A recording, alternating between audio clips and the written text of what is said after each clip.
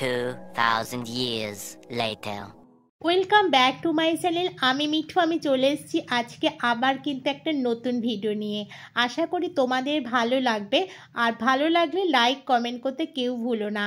আজকের ভিডিওটা হচ্ছে সিকিমের পার্ট 3। পার্ট 1 পার্ট 2 কিন্তু আমি দিয়ে দিয়েছি, আজকে 3 নিয়ে চলে এসেছি। পরপর কিন্তু অনেক ভিডিও আসতে চলেছে, তোমরা শুধু আমার চ্যানেলে চোখ রেখো আর আমার সঙ্গে থেকো। আর শোনো, তোমাদের আমি একটা কথা বলি, তোমরা যারা আমাকে নতুন নতুন বন্ধু করছো তাদেরকে বলছি আমার কমিউনিটিতে একটা করে লেটার দিয়ে যেও। চলো তাহলে শুরু করা যাক।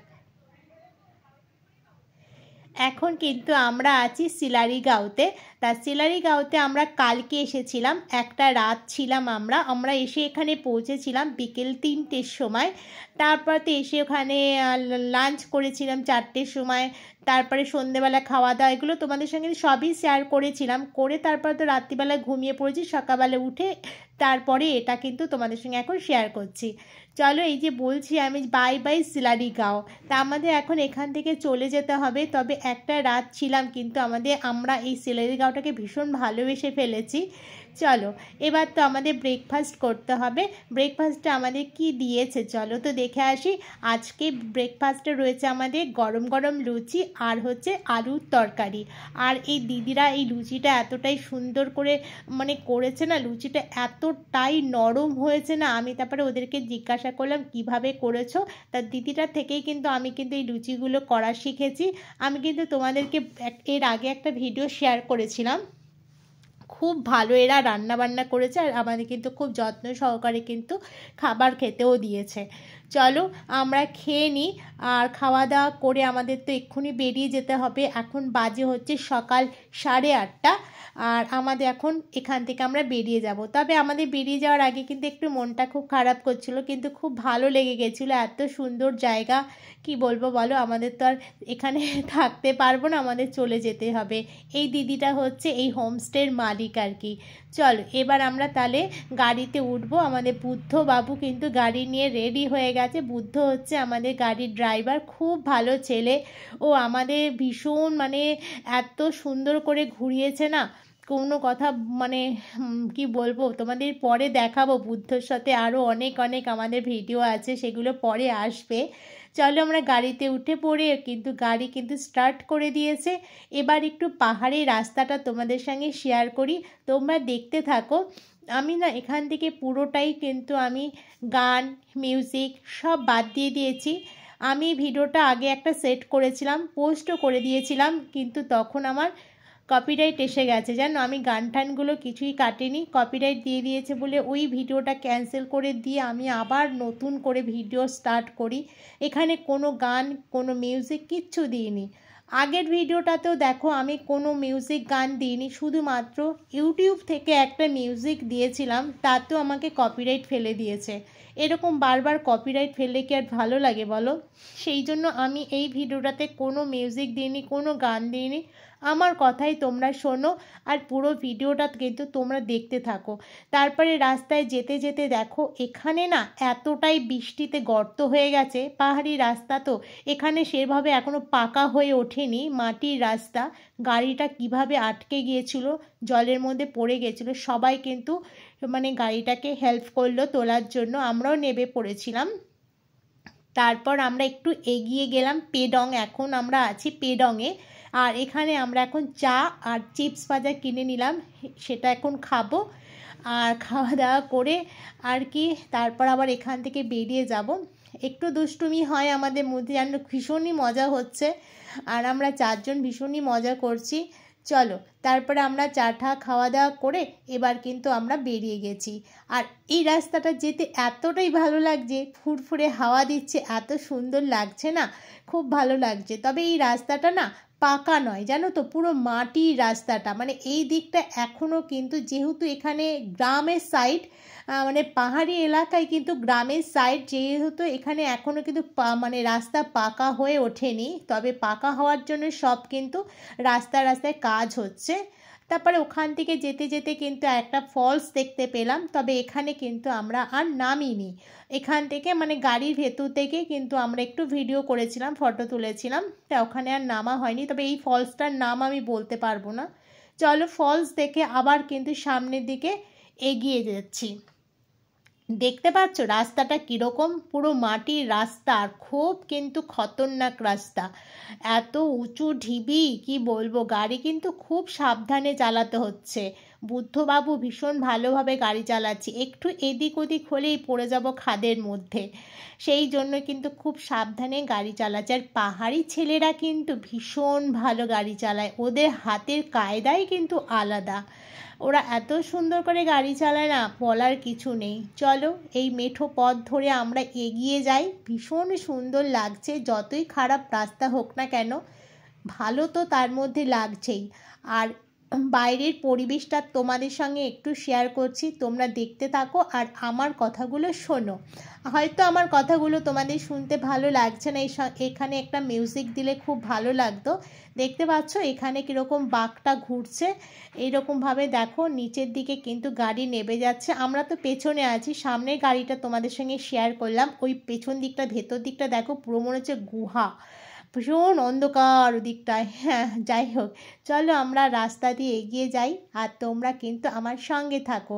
আর যারা যারা চ্যানেলটাকে এখনও সাবস্ক্রাইব করোনি তাড়াতাড়ি গিয়ে আমার চ্যানেলটাকে সাবস্ক্রাইব করে আমার পাশে থাকো। আর আমরা এখন কোথায় যাচ্ছি বলো তো? আমরা এখন সিলারিগাঁও ছেড়ে কিন্তু পেডং পেরিয়ে কিন্তু আমরা যাচ্ছি এখন হচ্ছে রেনকে। রেনকে একটা মন্দির আছে, সেটাই এখন তোমাদের সঙ্গে শেয়ার করব। ভীষণ সুন্দর মন্দির, তোমরা থাকো চ্যানেলটাকে জুড়ে থেকো। আর পরপর কিন্তু আরও অনেক অনেক ভালো ভালো সিকিমের ভিডিও আসবে, তোমরা দেখতে থাকো, দেখে আমাকে কমেন্ট করে জানিও তোমাদের কেমন লাগছে আমার ভিডিওগুলো, আর আমার বকবকগুলো তোমাদের কেমন লাগছে। ওই যে দূরে পাহাড় দেখা যায়, রাস্তা দূরে দূরে কি ভালো লাগছে, দেখতেই পাচ্ছ পুরো মাটির রাস্তা, চারিপাশে পাহাড়, সামনে পাহাড়, এপাশে পাহাড়, ওপাশে পাহাড়, সব দিকে পাহাড় পেরিয়ে কিন্তু আমরা এখন চলে যাব রেনকে। রেনকে গিয়ে কিন্তু আমরা দেখো তার মধ্যেও কিন্তু একটা নদী দেখতে পেয়েছি। চলে এসেছি আমরা রেনকের গেট, একদম দেখো রেনকে ঢুকছি, প্রথমে কিন্তু গেট পড়েছে, এই এত বড় গেট, কিন্তু গেটের থেকে অনেকটা ভেতরে কিন্তু মানে মন্দিরটা। এখন আমরা এই ভেতর থেকে ঢুকে যাব, অনেকটাই যেতে হবে, গাড়ি করেই প্রায় অনেকটা যেতে হচ্ছে, তাহলে হেঁটে তো অনেকটাই যেতে হবে বলো। এই দেখো রাস্তাটা দেখতে পাচ্ছ কতটা দূরে রাস্তা, এই গেট থেকে ঢুকে আমরা পুরো যাচ্ছি হচ্ছে রেনকে। চলো আমরা রেনকে গিয়ে তারপর কিন্তু তোমাদের সঙ্গে আবার দেখা হচ্ছে। মন্দিরটা তো দেখাবই, আর রেনকে এখানকার মন্দিরটার নাম হচ্ছে বিশ্ব বিনায়ক গণেশ মন্দির। এই গণেশের কিন্তু 12টা হাত। চলো আমরা পৌঁছে গেছি। I love Rhenock.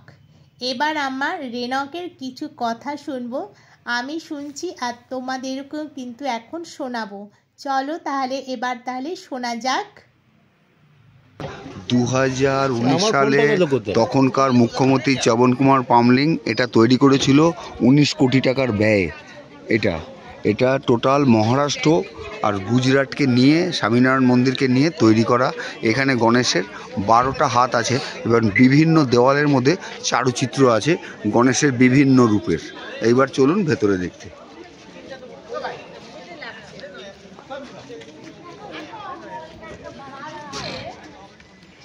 কি সুন্দর না মন্দিরটা।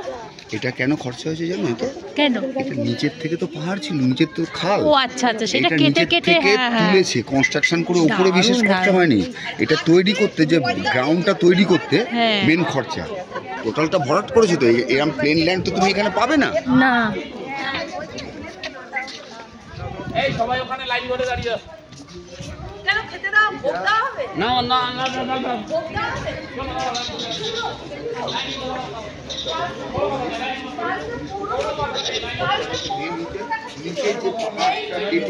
এখানে বেসটা উঠেছে প্লেন ল্যান্ডে, বিভিন্ন দেওয়ালে চালচিত্র আছে এর ভেতরে। কোথা থেকে উঠে যায় বলুন? এটা নিচের গ্রাউন্ড থেকে এটা ভিত তৈরি করে ওপরে তুলতে হয়েছে, তার জন্য এত খরচা। হ্যাঁ, এখানে 32টা দেওয়ালের মধ্যে চালচিত্র আছে গণেশের বিভিন্ন রূপে সে বিরাজ করছে, যেটা সিদ্ধি বিনায়ক থেকে টোটাল নেওয়া, এই জন্য নামও হয়েছে বিনায়ক মন্দির। আমরা এবার কিন্তু মন্দিরের ভেতরে প্রবেশ করছি, চলো আমি তোমাদেরকে একটু সম্পূর্ণটা দেখাই। খুবই সুন্দর, খুবই সুন্দর, অসাধারণ মূর্তি, গণেশ মূর্তি।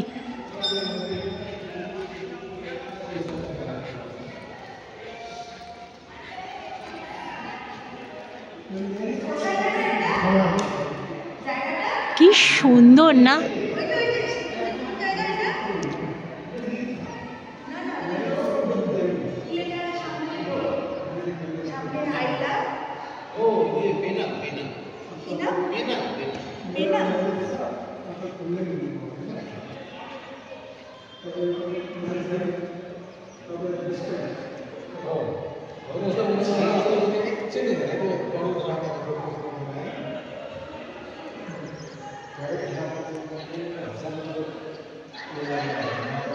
অসাধারণ কিন্তু মূর্তিগুলো।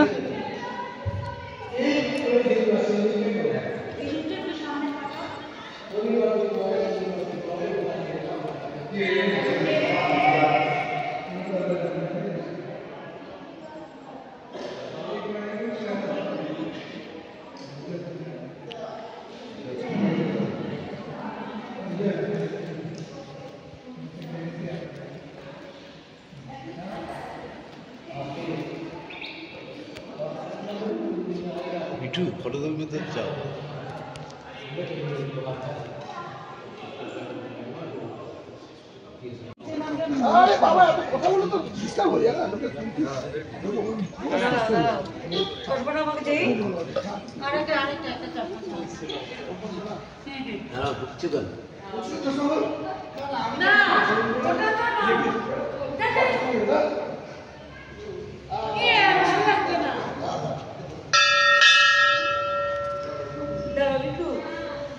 বিশ্ব বিনায়ক গণেশ মন্দির দেখে আমরা কিন্তু বেরিয়ে পড়লাম।